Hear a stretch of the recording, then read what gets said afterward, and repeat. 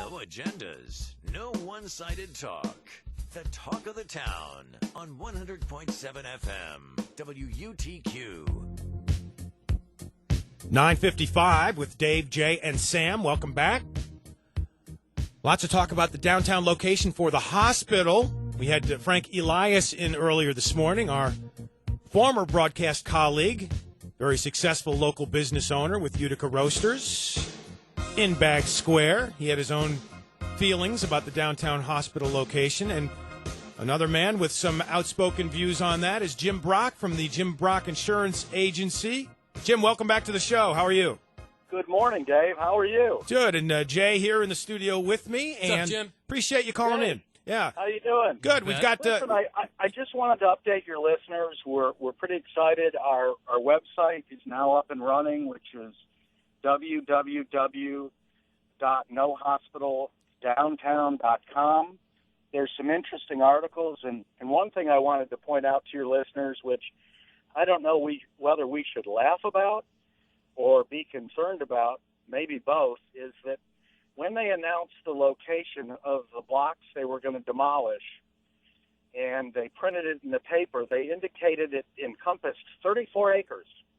The problem is if you do something as simple as Google Earth and you put in that area, it comes up to be 12.5 acres.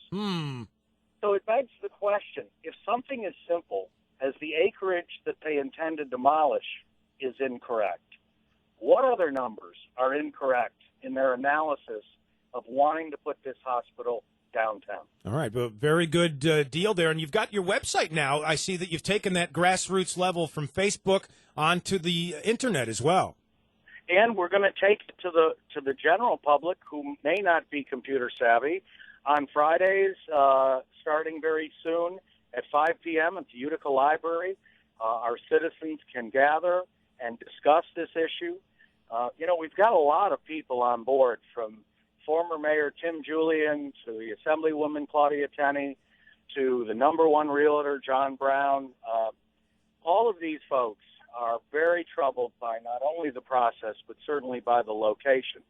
And we hope your listeners will stay tuned, because we really do believe that this is the people's decision, and most importantly, it's the people's money.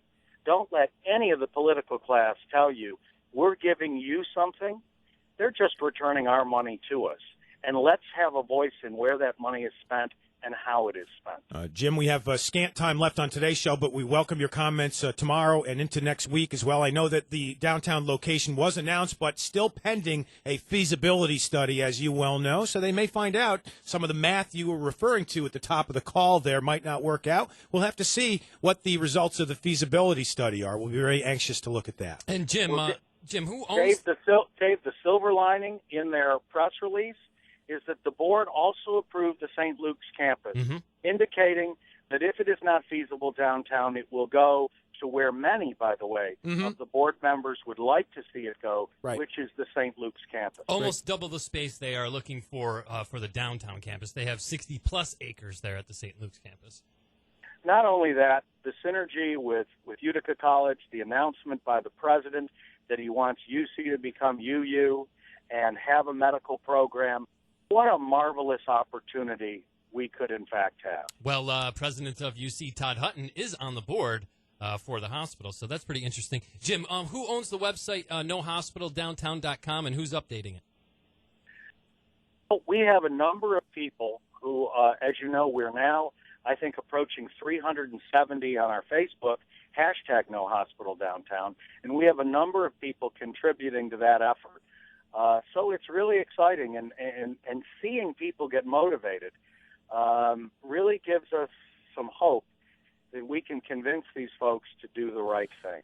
One more thing, Jim, before we leave today. I know you spoke about the board members that you had spoken to privately. Anthony Brindisi had said that the board overwhelmingly approved this. In fact, it was unanimous. Does that conflict with the information that you had been given from some of the board members? You said, again, 30 seconds, so go ahead and answer that quickly if you can. Dave, not at all. As a matter of fact, it's fairly consistent, because those board members who are advocating for the St. Luke's campus agreed to vote for the downtown location only after they were assured that the board would then vote unanimously to approve St. Luke's as an alternative.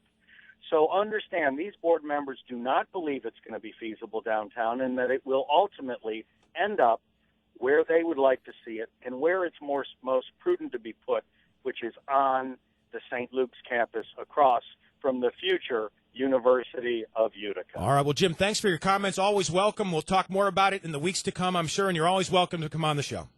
Well, Dave, you're a real gentleman. You let both sides be heard, and we certainly appreciate the talk of the town and your fine staff, and, of course, you. All right. Thanks a lot, Jim. Appreciate it. Have a great weekend. It's now 10 o'clock on the Talk of the Town, and coming up next is 2 hours commercial-free on your at-work station, 100.7 FM WUTQ. We'll be back at it tomorrow morning.